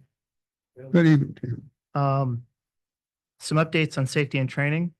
We had hand tools and power saws, safety training provided by Winkosh on June 4th at the wastewater treatment plant and June 17th at the water treatment plant. Stop the Bleed training on May 21st, provided by Niagara County Department of Health. And we have violence prevention and de-escalation training provided by Nellie Brown on June 27th and June 30th. We're offering Zoom options to maximize the number of trained individuals and to minimize disruption to work. Additionally, we've provided probationary evaluation training on June 5th and 6th. I met with all supervisors who currently have probationary employees to ensure that we are completing all of our evaluations on probationary staff. And we have FMLA training scheduled for supervisory staff this week. The Administrative Services Department has completed the I-9 audit and corrections are being made for compliance. Additionally, civil service roster cards have been completed for all active employees, which is a significant step towards compliance with the civil service for all staff. And while filling roster cards, we discovered 7 individuals who had missed a step increase that should have been applied July 2024. And we were able to correct this and provide retroactive pay. Thank you. Are there any questions for Caleb? Not a question, but some of the feedback that I've heard from some staff, you implemented a couple policies. I don't know how aggressively, but just recognizing employees for birthdays and major accomplishments. And I think that's been really well received. So thank you. Everyone noticed. I'm glad. Yeah, they like that. Yeah, Seeing you out at events and stuff when we did, that went a long way with a lot of the, workers, staff. yeah, I also heard the same thing, but now I know we're real early in this, especially when it comes to the safety meetings and that. But are we going to try to coordinate that with the new comp carrier to possibly get some credit and maybe reduce costs down the road? Yes. Okay.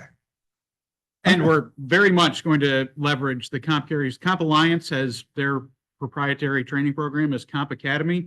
It's really robust. It's 100% tailored to New York State public entities because that's all they do. So the training is going to be, much more directly relevant to our folks. So we're going to lean pretty heavily on having some trainings completed using Comp Alliance's resources. Comp Alliance will do live trainings as well, but the ability for some of these courses to take them on demand for folks who aren't able to attend, a monthly safety training is really going to step up the training program.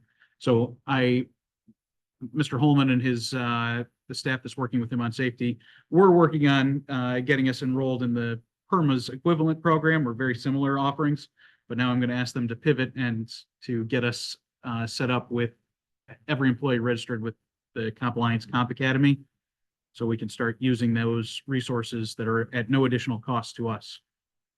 I'm just curious, other than someone being on vacation or sick, is there a reason why they can't attend the safety meeting? Well, a big thing, and this is just the last couple of trainings, making it available by Zoom. So, of course, we do the typical way that we do. Well, I don't mind the training. Zoom, but they can. Well, that allows, so we usually do it once at water, once at wastewater. Given the nature of our operations, we have 3 shifts. Some folks just cannot leave the desk, but they could watch something on the computer, operations staff.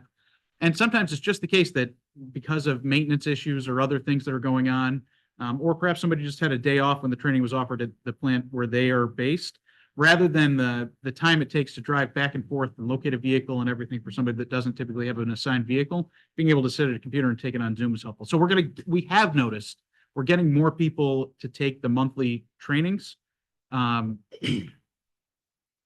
There really isn't a great excuse.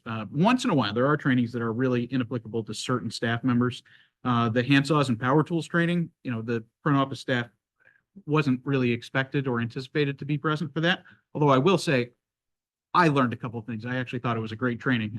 I did not expect to learn as much as I did at that training this month. I think that's also somewhat typical, but having a hard time getting everybody to attend something. In other organizations I run that were much smaller than this, talking 20 people instead of 100, but still we operated around the clock. And it was a heck of a job getting people to attend, things that weren't, well, in one case, like speaking of which, it's a sidebar, but it made me think of it. For either of you guys, does that package offer any kind of CPR or first aid training that would be covered if people want to take it? I don't believe that CPR training is included, although we could ask. It's not, and I'm sure they have awareness type trainings that are available electronically, but I don't know that they do them live. One good thing, so an area where we incur we end up paying overtime in order to get everybody trained is for the mandatory trainings, the sexual harassment, the ethics training, those types of trainings that have to be done by every employee. We have to have that sign off. It would be my preference to do those live to the greatest extent possible in the room with the folks. But for the folks that is just, for whatever reason, we haven't been able to get them, Comp Alliance has New York State compliant training options that we'll be able to use. So hopefully we won't have to pay overtime just to have people stay over a couple of hours in order to take a training and things like that. Yeah, when we added in one of the places that I can relate to, we added the online component, training by video, and when the compliance went through the roof. Because people didn't have to come in, they could just do it at home, and they were on their day off and they were done. So hopefully that helps, yeah. Okay. Thank you. Well, the virtual option is also a good option. And Matt mentioned, first aid training. Even on our own, every couple years or whatever, certain municipalities, school districts, organizations, just for their staff to learn whether their coworker happens to be choking or someone at home, the family. It's nice if maybe you put some feelers out over the next year, doesn't have to be immediately, to find out if there's an interest for a group of people. And actually, who comes in and does it is the Niagara Falls firefighters. We have, twice in my recollection, we've had the fire department come in and do the CPR training Yeah. For our folks. Yeah. Not mandatory, not a mandatory, Yeah. but, and limited to first 20 that signed up, but that I believe has been pretty successful. Another training that I'd really like to see us offer, and the board will note, there are 2 minor vehicle claims in the packet, is the that New York State approved training that can have the additional benefit, not only of, the company getting better educated people, but, folks could get that 10% discount on their policy. So we've looked at options to do that in the past. I'm hoping that we're able to pull that off in the next year. Yeah. We have had vehicle safety trainings, but not for credit, not for an insurance premium reduction, and not as in-depth as the 2 or 3 hours that the Yeah, if people get Point a reduction discount. is. I bet you get a huge turnout from that. The CPR first aid, if we do decide to offer that again, I would come in for it. That was actually the training that we offered in a previous organization that I ran.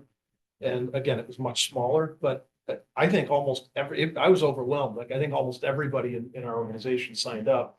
And I had to do something, I had to offer it twice because we were around the clock. So we would have to come in on their day off, and almost everybody wanted to take it.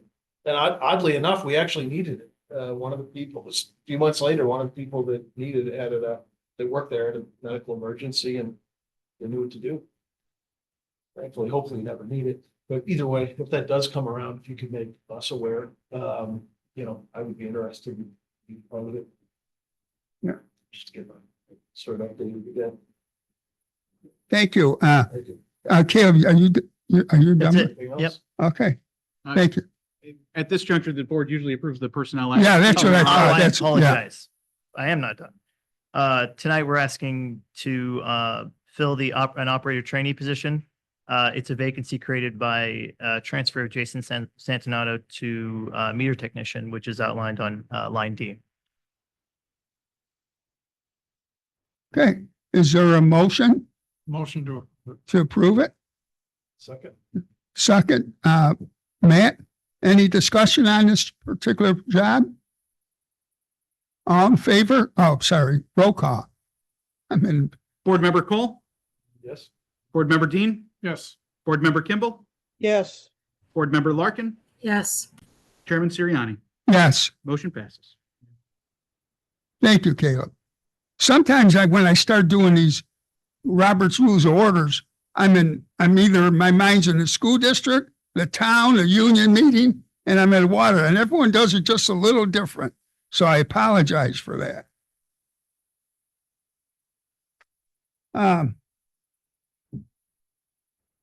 Any questions regarding May 25th operations and maintenance report? Okay, resolution, Sean. Mr. Chairman, the first resolution is number 2025-06-001, accepting Gallagher proposal for workers' compensation insurance and approving membership in New York State Municipal Workers' Compensation Alliance. What page is that on? At page 46 of the agenda packet. Might as well turn the pages. You put so much work into these things. Okay.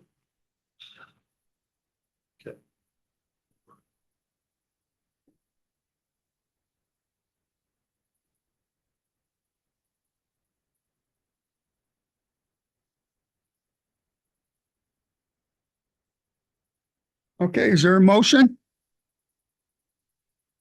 Motion to approve the resolution. Is there a second?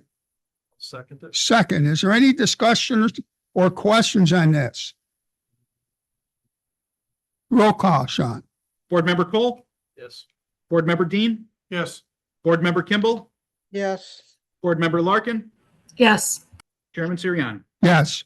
Motion passes. The next resolution is resolution number 2025-06-002 at page 98 of the agenda packet, workers' compensation self-insurance. Is there a motion? Motion to approve. Is there a second? Yes.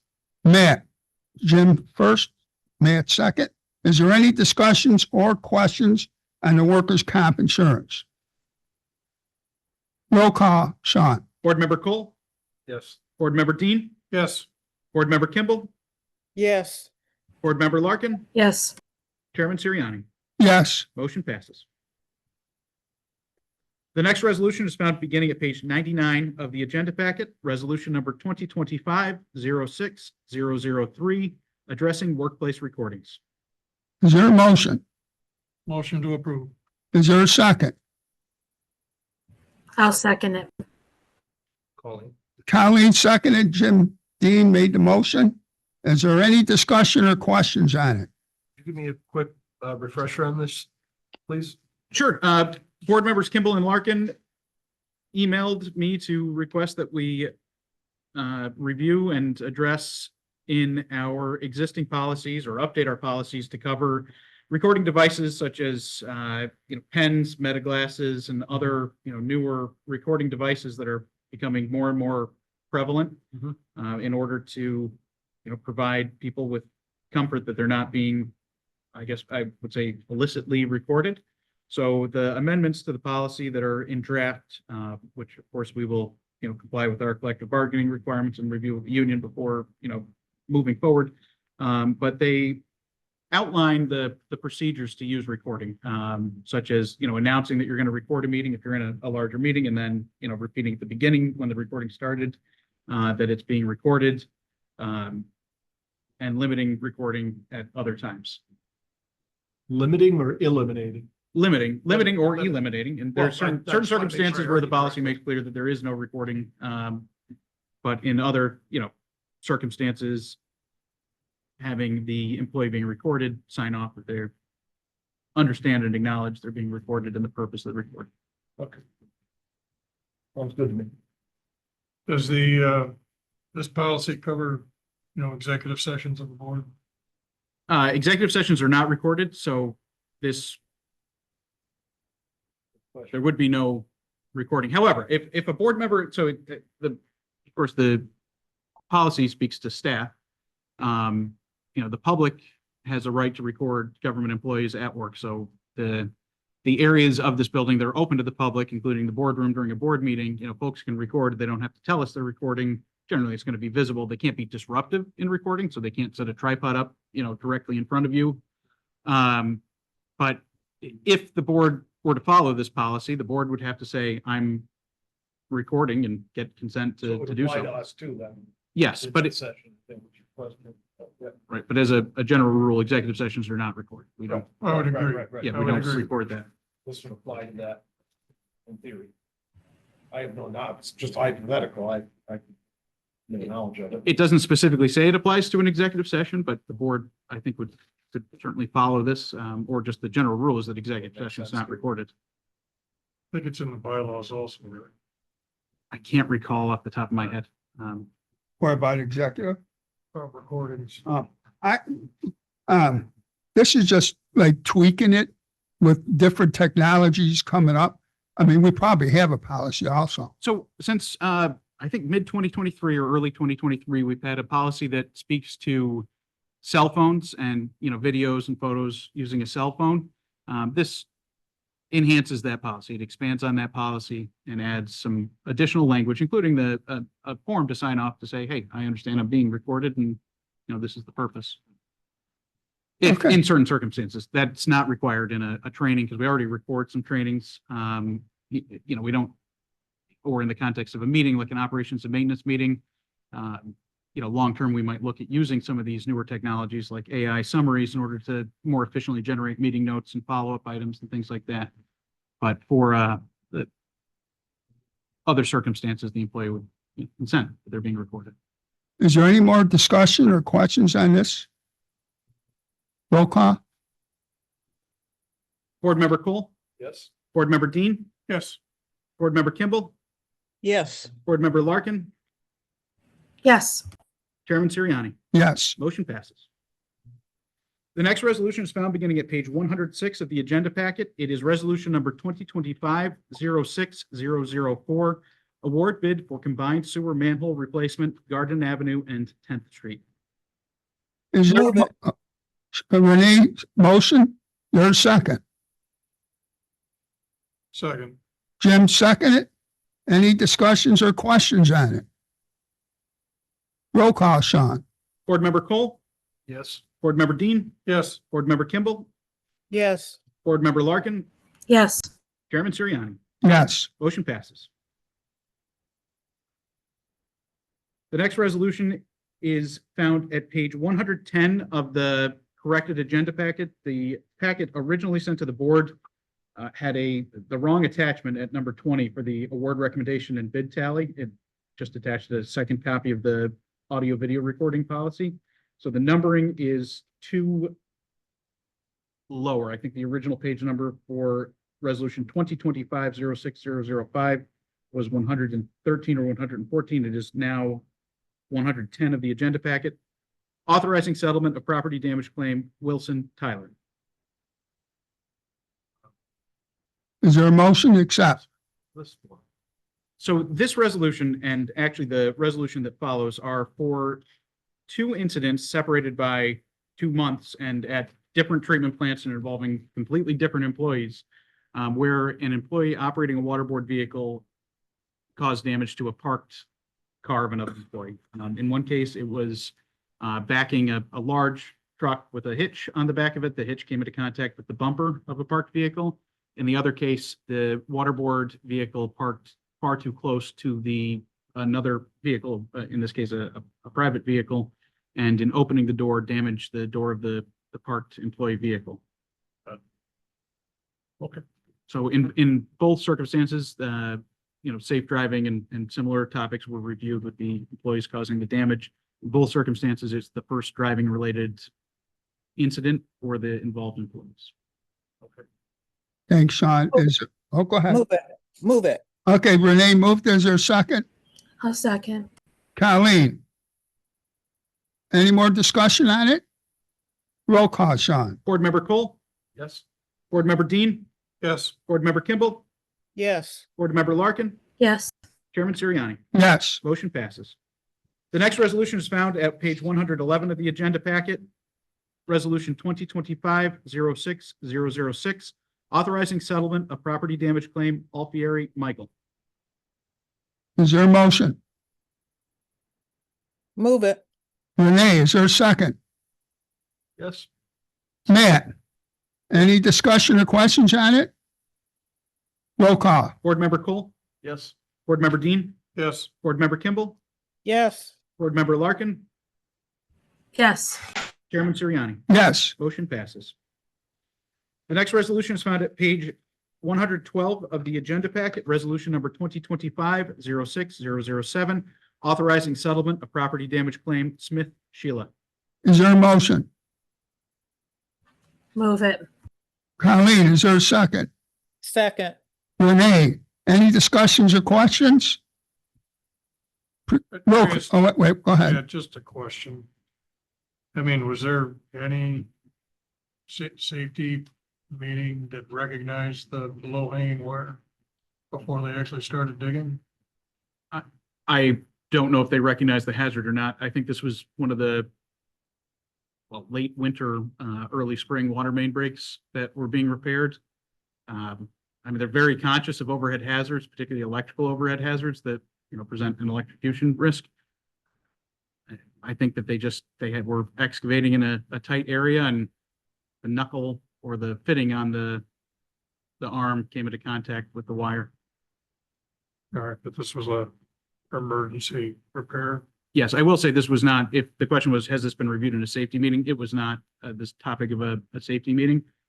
Moving forward, certainly, as we reconstitute the safety committee and professionalize it with, attendance by the loss control folks from Gallagher and from Comp Alliance, I think that we're going to try to do incident reviews on all employee-involved accidents, but we're not there in terms of getting a group together to look at things like that.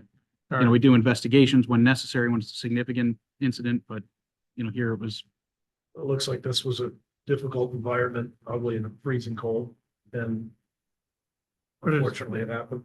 Yeah, but it should be easy to notice the overhead wires and Yeah, do something. it should. to for prevent sure. hitting it.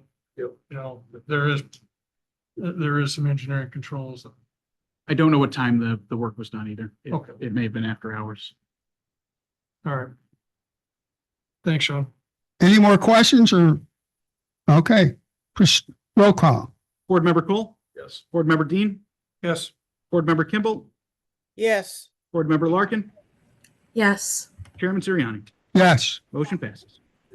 Is there any unfinished or old business?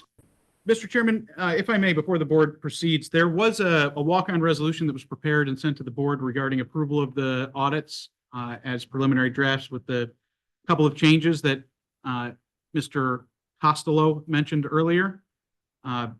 If that's of interest to the board, the board could consider that resolution and approve and accept the audits. The audit as presented with the changes noted. Or when formal final drafts are received, the board could schedule a special meeting for that purpose. Is there, I'd like to get some discussion on it, see if anyone has what they feel about this issue. Is there anyone who wants to say anything about this? As long as, I believe, correct me if I'm wrong, but I think you said that we're accepting, how did you put it earlier? An outline of it, but it could still change, but it's not likely to. You're accepting the preliminary drafts, Phrasing it right. and the only changes that are going to be made to the preliminary drafts are as discussed by the auditor tonight. So that is notably the two footnotes that are going to be revised. There's a correction to one regarding the length of the collective bargaining agreements. The note in the preliminary statement states that they're all for 7 years. The one with the trades is actually for a period of 6 years. The other note references our 2017 order on consent, but it just adds a paragraph referencing the 2024 order on consent and the timeline associated with that order. The other outstanding item of information that the auditors had been waiting on in order to get past, get the preliminary into the final draft, related to the accumulated past due balances from the city. And Mr. Smith, if I'm describing that wrong, please let me know. Ultimately, the final numbers as provided by Mr. Smith do not alter the numbers at all. They are corrected journal entries on our end or updated journal entries that tie into what the auditors had. They just needed us to provide the number to tie in.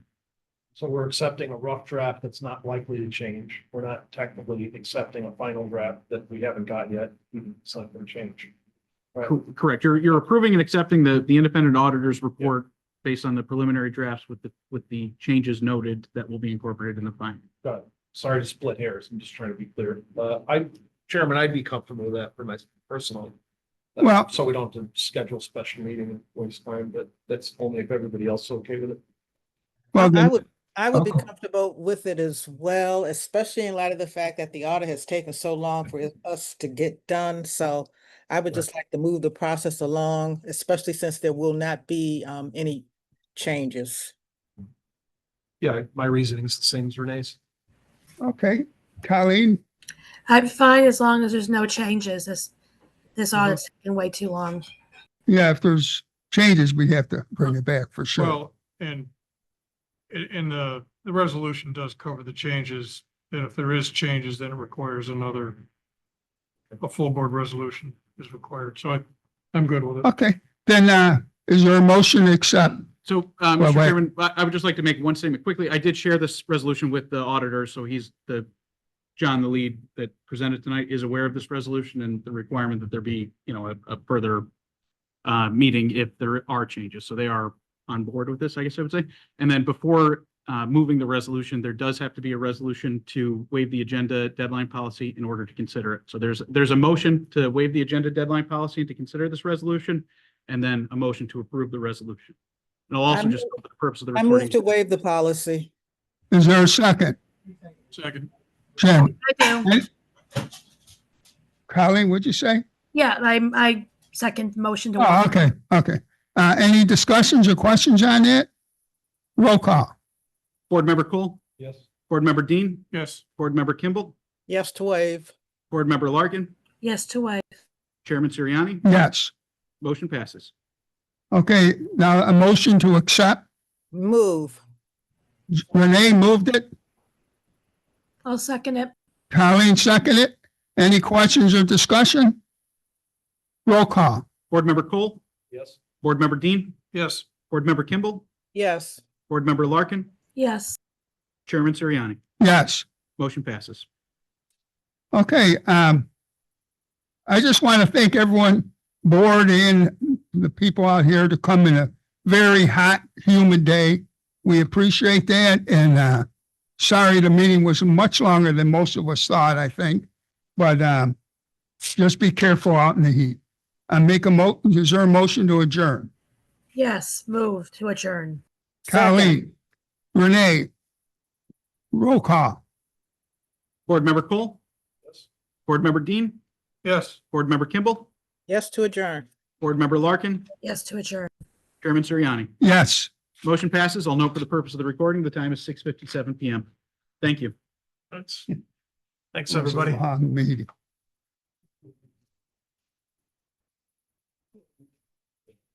I'm sorry, it is a little hot in here, the air conditioning. It is warm in here. It's, it said it, well, now the thermostat is clicked back. I had it set at 68, but it's been very hot up here today. Well, it's hot outside. I put on the tie at the very last minute, please, please know that. All right, thank you.